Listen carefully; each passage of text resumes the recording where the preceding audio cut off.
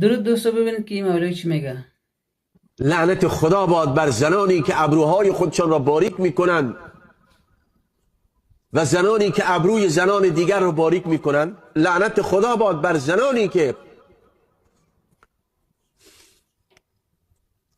خال میگیرند، خال زیر پوست.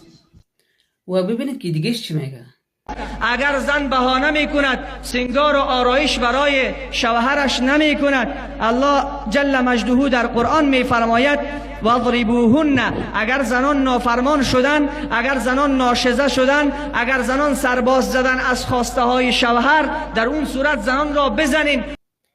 خب حال سوال خلق میشه همین زنای بیچاره آرایش بکند یا نکند که تا شر شما لعنتی و خلاص شود. شما از سخن گفتن و لباس پوشیدن زنا شروع تا درس تحصیل شما کار دارید، حتی در همخوابگیش شما کار دارید.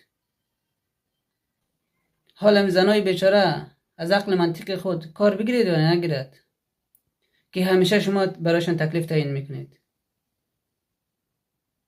یا این که نه شما فکر میکنید که زنان ناقص العقل هستن، اینا چیزی نمیفهمن.